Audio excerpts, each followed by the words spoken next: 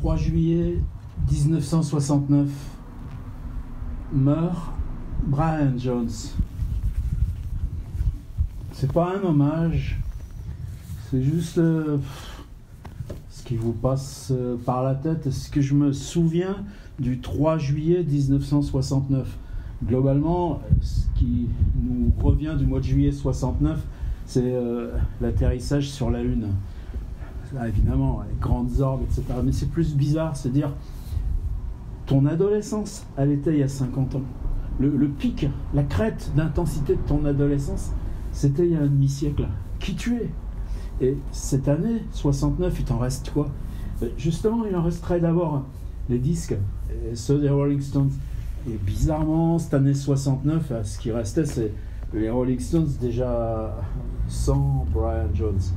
Vous savez que dans l'histoire des Rolling Stones, il y a un pic en 1967, ce passage de la descente anti-drogue chez Keith Richards à Redlands, ses expériences de studio, plus faire de scène, et puis Anita Pallenberg, donc, qui vivait avec Brian Jones, qui le quitte pour rejoindre Keith Richards.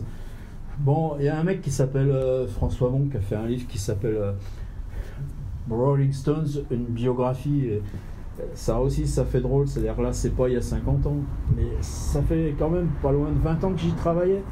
Et se dire, il reste quoi du boulot que t'as fait, mec? Donc c'est tout ça qui vous assaille.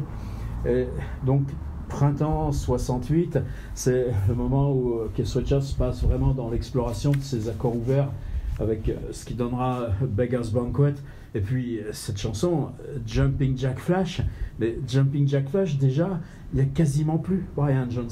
Et même, vous savez qu'une des grandes choses des Stones, c'est une idée qui vient de Dylan, ça d'ailleurs.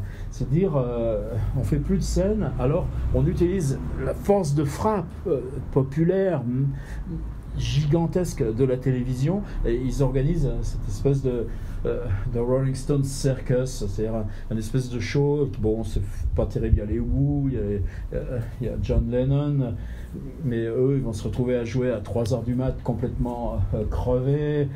C'est là où Keith Richards va jouer Your Blues avec Lennon et Clapton, et Mitch Mitchell, le batteur de Hendrix. Et puis, il y a ce moment où les Stones vont jouer Jumping Jack Flash pour la première fois devant un public, mais Brian Jones faisant simplement des maracas. C'est-à-dire qu'on aura les Stones, pour la seule fois de leur vie, jouant à une guitare.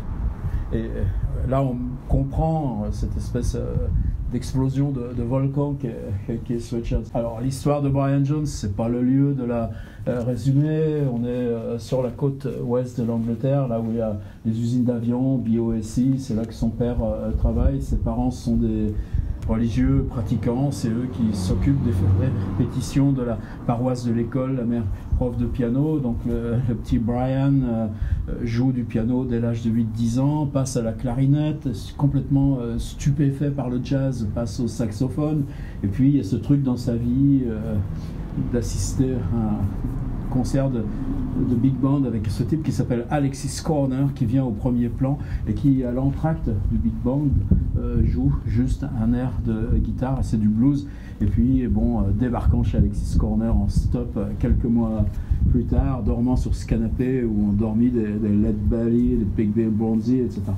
Et après, il y a tout ce côté noir aussi de ce gamin qui souffrait d'avoir les jambes trop courtes par rapport à sa taille générale.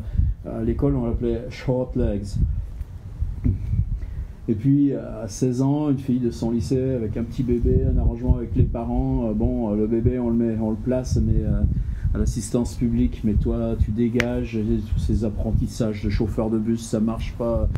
Travaillant dans un magasin d'optique, finalement échouant à Londres dans un magasin qui vend des disques, mais bon, il pique dans la caisse et puis il pique aussi les disques.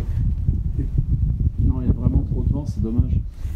Et puis en même temps, la guitare qui avance. Mais les guitaristes, il y en a des tas et des tas. Je ne vais pas revenir sur la formation de Rolling Stones, toute cette période de première formation.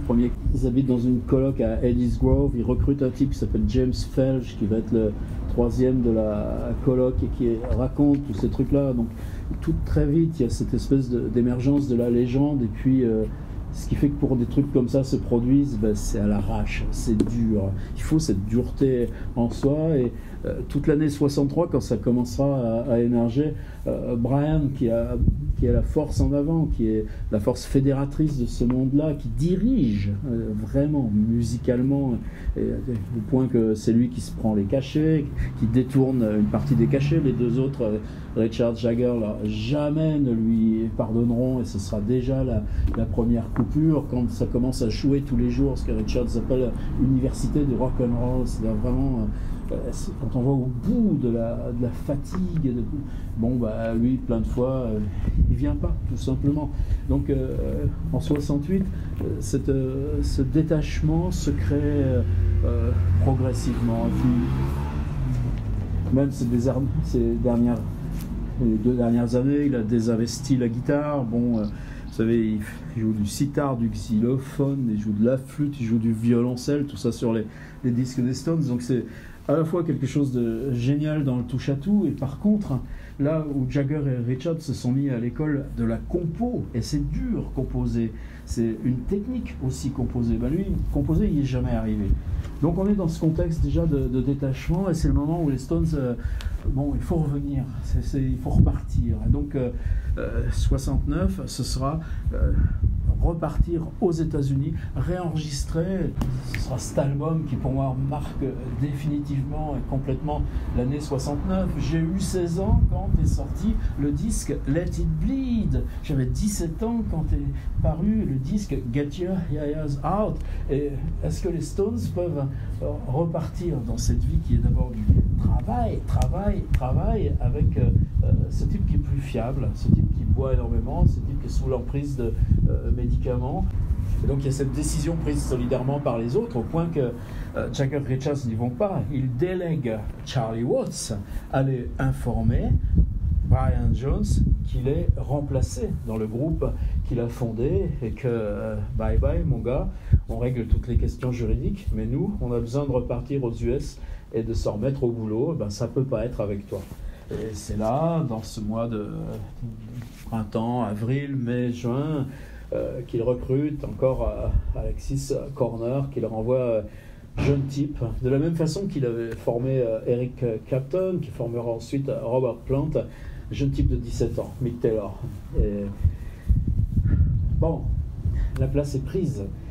Ils sont en répétition, ils sont en studio, c'est une période de immense éclosion, aucun moyen de mettre ça. Il y a des camions qui passent par-dessus le mur et moi je les vois en reflet dans la fenêtre qui est derrière.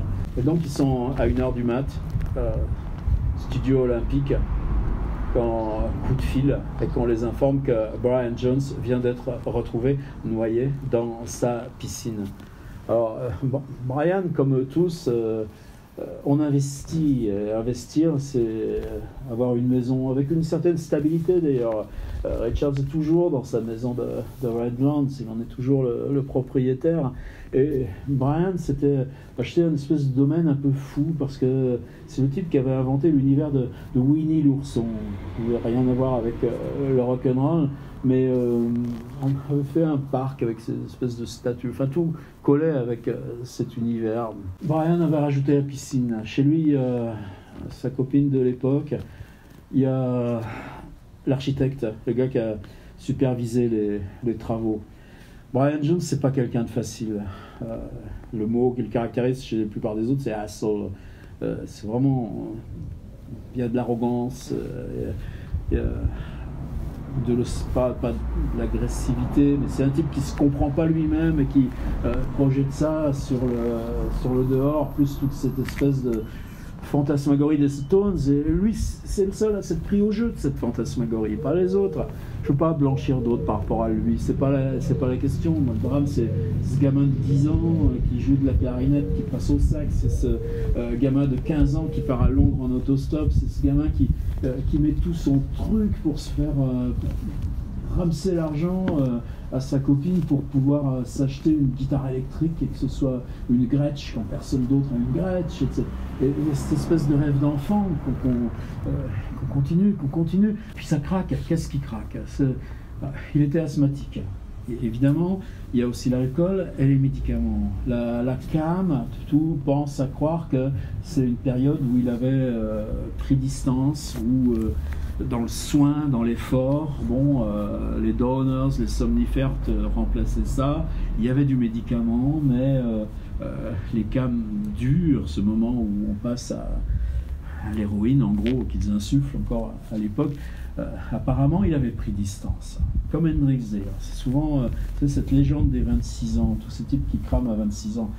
Elle est peut-être moins forte que cet autre syndrome dont on parle moins, qui est la fragilité où on est dans ces périodes de manque et ces périodes où, quand on a cassé, le moindre erreur peut vous rétamer de façon tellement plus violente. Ça, c'est moins poétique à regarder. Donc, Brian Jones, ce soir-là, il fait beau, c'est l'été.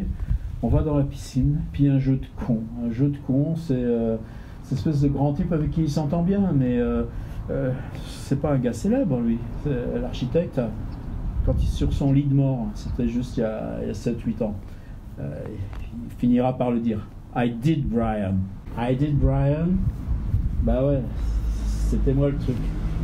Il n'en est pas fier, c'est pas ça la question, c'est un jeu de gosse, c'est-à-dire apparemment il se passe quoi, c'est-à-dire on fait le bain, on est dans la piscine, les autres sont peinards dans la maison, il y a de la musique qui est forte, il y a du pinard, et puis par jeu, putain le mec célèbre, regarde, pouf, avec le pied, je te repousse dans l'eau, tu bois la tasse, ah tu fais semblant que ça va plus, tu reviens, avec le pied, je te repousse, tu bois la tasse. Qui de nous n'a pas fait ça en jouant dans des piscines, sauf qu'avec l'asthmatique, à un moment ça va, le mec il rentre dans la maison, et puis il voit que, c'est bon, c'est fini le jeu quoi, il rentre dans la maison, ouais, Brian il revient pas, merde, il se passe quoi, on y retourne, et il flotte. Ouais, c'est tout, c'est pas plus. La mort de Brian Jones, c'est tellement con la mort tout le temps. Alors par contre, qu'est-ce qui fait que ça devient légende? Qu'est-ce qui fait que ça devient... D'abord, que les Stones, ils sont sous pression constante à cause de ces trucs de dope, parce qu'ils sont dans une politique de retour vers le disque, vers la scène, et puis si c'est la cam, ils sont équipés. C'est-à-dire... le type qui s'occupe de ça pour eux, c'est un type qui a commencé vers 1965, 4 ans plus tôt. C'est un gars qui louait des bagnoles. Mais eux, ils n'arrivaient plus à louer de bagnoles parce que chaque fois qu'ils sortaient d'un concert, tous les gamins qui tapaient dessus, les bagnoles sortaient rayées, cabossées, etc. Lui, ce type, il a décidé d'en faire son job. Il s'achète 4-5 limousines et puis c'est lui qui conduit les Stones. Il devient en gros, on le voit souvent sur les films de l'époque, les vidéos, et il lui manque 3-4 dents. C'est un ancien commando militaire, mais c'est bon, un brave anglais quoi. Et bon, le premier truc, c'est Jagger envoie le gars, c'est-à-dire tu vas voir tout de suite. Le gars il arrive et là commence cette espèce d'engrenage, c'est-à-dire est-ce qu'il y a de la cam dans la maison, parce que s'il y a de la cam dans la maison, faut tout virer. Et puis on appelle de toute façon, il y a la police, il y a tous ces trucs là. Il semble que on ait vidé les guitares, ça on n'a jamais su. De la même façon que Richards se fera piquer ses guitares plus tard, ça vaut des instruments de collection, ça vaut un fric pas possible. Bon, le mec, c'est ça. Brian est mort, le roi est mort, tout va valser. Je les prends, les guitares. Et puis, la petite copine de Jones, elle est suédoise. 48 heures après, avant que la police change d'avis, on la met dans un avion et bye bye, tu t'en vas le plus vite possible. Moins il y aura de trucs, plus ce sera. Puis après, la noyade, quoi. Puis on trouve des histoires, et puis l'architecte ne sera jamais inquiété. Mais vous voyez, c'est pas plus que ça, c'est petit, quoi. Qu'est-ce qui est grand là-dedans? Qu'est-ce qui est grand? C'est nos interrogations. C'est-à-dire, il aurait fait quoi, Brian Jones? Est-ce qu'il serait revenu à la musique? Peut-être, oui. John Lennon est revenu à la musique. Mais Lennon et Brian Jones, dans ces mois-là, il y a un énorme parallèle. D'ailleurs, on a des enregistrements qui font tous les deux. Brian jouant du saxophone sur Lennon et Yoko Ono qui improvisent. Est-ce que ça aurait pu aller loin? Qu'est-ce que ça peut faire? Là, c'est de la pure projection, c'est pas ça. Probablement qu'il serait revenu dans l'exercice de la musique. Est-ce que Lennon vraiment a réussi à revenir à cette période de Central Park, tout ça? Ça n'excuse rien, ça m'aurait atroce. Bon, mais c'est là où tout d'un coup on peut ramener ça aussi à l'expérience de l'enfant, vers l'expérience du rêve de l'enfant en guitare, de l'enfant à la clarinette, tout ça. Qu'est-ce qu'il y a là-dedans? Que les Rolling Stones embarquent avec eux un fantôme. C'est-à-dire, est-ce qu'on fait quoi après? Il y a le concert de Hyde Park, c'est-à-dire pour symboliser ce retour, il y avait l'idée d'un concert gratuit à Hyde Park. Les Américains, on va les faire payer cher les tickets d'entrée. Mais l'Angleterre, ok, on laisse tomber le fait que vous avez foutu en tôle, on laisse tomber le truc des mauvais garçons, et puis il y a cette fête gigantesque à Hyde Park. C'est pas le meilleur concert des Stones, vous l'avez tous vu. Ils sont dans une espèce de caravane climatisée. Richards a cette guitare à deux pointes. Bon, quand ils sortent là dans la pleine chaleur, tout est désaccordé. Richards n'arrivera jamais à se réaccorder tout au long du concert. N'empêche qu'il y a I'm Free, des interprétations comme ça. Et puis il y a le jeune Mick Taylor, dont c'est la première apparition. Et puis le clou du truc, c'est qu'en hommage à Brian Jones, ils ont acheté 5000 papillons. 5000 papillons qui ont été livrés dans des boîtes en carton. Et Mick Jagger doit venir sur l'avant de la scène, ouvrir la boîte en carton, d'autres assistants, les autres boîtes, et les 5000 papillons partir en signe de paix et d'espoir au milieu de la foule. Sauf que l'installation, ça n'a pas été génial. Et quand il ouvre la boîte, il y a une dizaine de pauvres papillons qui s'échappent. Bon, de ces ridicules qui font les anecdotes pour plus tard, et puis ça s'embarque. Alors il y aura toujours ce truc-là. Est-ce que dans... qu'est-ce qui c'était la musique des Stones à l'époque? C'est ce qui se passe toujours maintenant entre Ronnie Wood, qui n'est pas la moitié d'un. Si vous le suivez sur Instagram, par exemple, j'ai une fibre pour Ronnie, quoi. C'est probablement pas un grand guitariste, mais c'est celui qui a permis à Richards d'être grand guitariste. C'est-à-dire, et ça, c'est ce qui s'est élaboré à Eddie's Grove entre Richards et Brian Jones. C'est-à-dire cette espèce de duo de guitare permanent où les guitares échangent sans cesse leur rôle. Et ça, c'est la marque Rolling Stones. Est-ce que Richards et Mick Taylor arriveront à refaire ça? Non, ce sera guitare rythmique, guitare solo. Bon, puis la tournée 69, Altamont, etc. L'histoire est partie. Alors la question, bon, c'est les que j'ai vu tout à l'heure, je me suis dit, tiens, je vais reprendre quelques bouquins. C'est le grand bouquin sur lequel il faut toujours jamais été. C'est comme les petits papillons, vous voyez, avec le vent, la couverture s'envole. C'est le Stone Alone, l'autobiographie de Bill Wyman, qui s'arrête justement là après 69 en gros, mais qui est fondamental sur cette période-là. Il y a eu un livre quand même consacré à Brian Jones, Golden Stone, Untold Life of and Death of Brian Jones, Laura Jackson. C'est le premier, donc c'est un petit peu le plus fiable. Ensuite, tous ces trucs s'entrent les uns sur les autres. Et ce magnifique truc aussi, c'est le photographe Gus Tower, qui a envoyé par son journal en 65 pour suivre une tournée de ces jeunes types. Alors évidemment, vous avez Little Richard, et c'est magnifique noir et blanc, ils se laissent prendre, quoi, l'énergie de ces types, justement, en studio, les moments où ça se défait, les moments où ça se repose, le rapport aux instruments, les façons où on s'accorde, où on chante ensemble. Et là, cette osmose avec Brian Jones, elle est partout, elle est magnifique. Et c'est le fils de ce Gus Corral, qui a, là par contre il y a une quinzaine d'années maintenant, qui est retrouvé dans les archives de son père. Son père n'avait jamais tilté qu'il avait ce truc qui évidemment maintenant un truc de collection. Felge, j'en ai parlé. C'est des trucs sur lesquels j'ai travaillé moi à l'époque. par exemple, Blown Away, du journaliste Rauchner, qu'est-ce qu'il fait? Il va chercher tous les témoins secondaires, c'est-à-dire justement qui conduisait les bagnoles, qui était aux consoles du studio, qui ils ont viré, et puis chaque fois là, tout dans cette galaxie on passe à une espèce d'écosystème d'interprétation. C'est pas qu'on peut retrouver des faits, c'est le principe d'une enquête, c'est que ce qu'on ne sait pas apparaît avec plus de relief, et puis éternellement Jean-Jacques Schull, Rose Poussière. Vous savez, c'est un livre qui s'embarque, ça date de quand, Rose Poussière? C'est de fragments, 1972, et littérairement, wow, il parle de quoi? Je vais parler des boots. Oh, Brian Jones avait des boots mauves à bout pointu.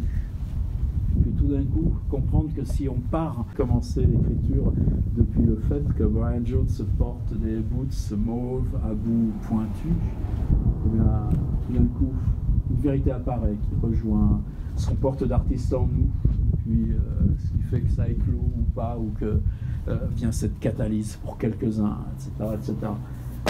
Voilà, c'était la mort de Brian Jones, il y a 50 ans. Qu'est-ce que ça veut dire d'avoir 50 plus 16? Quel marqueur c'était? Quelles images on porte rétrospectivement? C'est-à-dire que l'attente, c'était quoi? C'était l'attente de Hyde Park. Est-ce qu'ils vont jouer dans le deuil? Qu'est-ce qui s'amorce par le deuil? Qu'est-ce que le deuil, enfin du moins, ils sont en train d'enregistrer.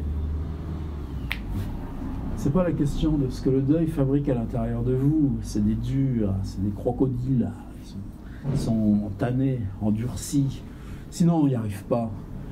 Mais est-ce que ça vous oblige à reprendre d'encore plus serré?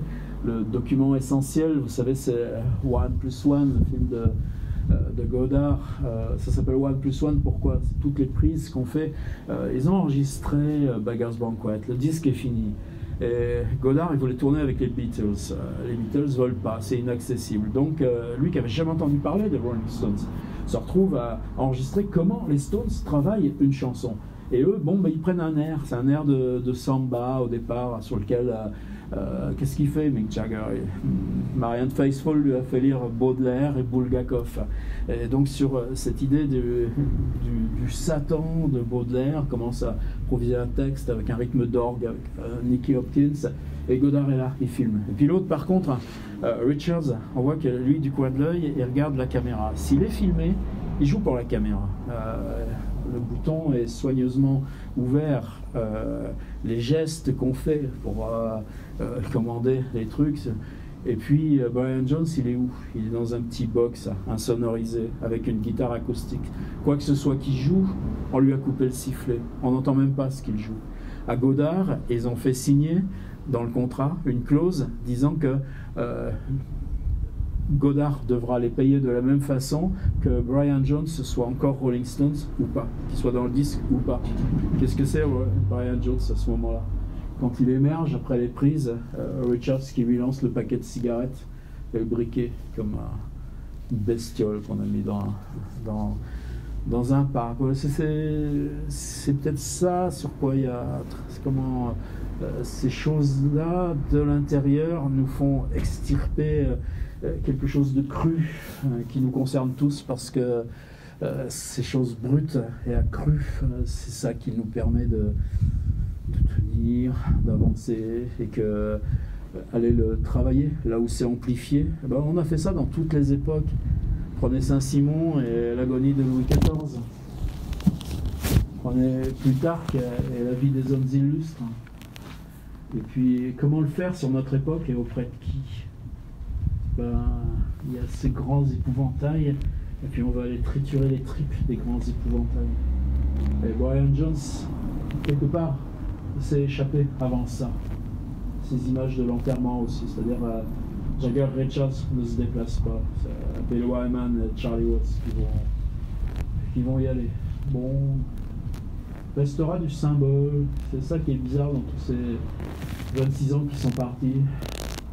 Jim Morrison, Jimi Hendrix, Janis Joplin, puis d'autres. Bonham, le batteur de Led Zeppelin. Chose qui se répète d'un à l'autre. Et puis le fait que ces images se détachent, puisque de toute façon, la forme corporelle, elle est partie. Elle est morte. Et donc nous, tout d'un coup, on se retrouvait porteurs d'images qui devenaient nos symboles. Moto.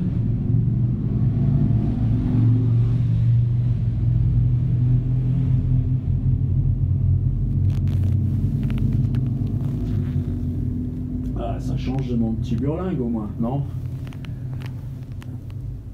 On se retrouve porteurs d'images qui se sont constituées symboles parce que le fantôme est parti, le fantôme s'en est éloigné. Celui qui avait nom, celui qui avait corps, Mr. Shampoo, il l'appelait, Brian, disparu. Reste quoi? Reste un col de fourrure, reste les boots, reste la petite guitare avec la forme de mandoline. Et puis ces images symboliques, quand il s'agit de Jagger et Richards, non, elles sont encore dans la sueur, dans l'argent, dans la machinerie, dans faire des bons disques, faire des mauvais disques. 69, 77, un pire moment de creux de Richards. Bon, allez. Fallait quand même là ce rendez-vous avec un demi-siècle après la mort de Brian Jones.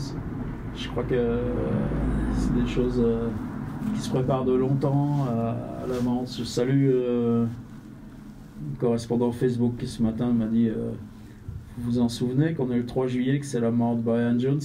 Je me dis putain, il va tout me casser, comment je vais pouvoir enregistrer la vidéo? Bon ben voilà, je l'ai fait quand même. Avec un peu de bruit de vent, vous m'excuserez. Mais il y a des choses qui changent en ce moment dans ce que je fabrique et ça fait rien si c'est un peu clash. Goodbye.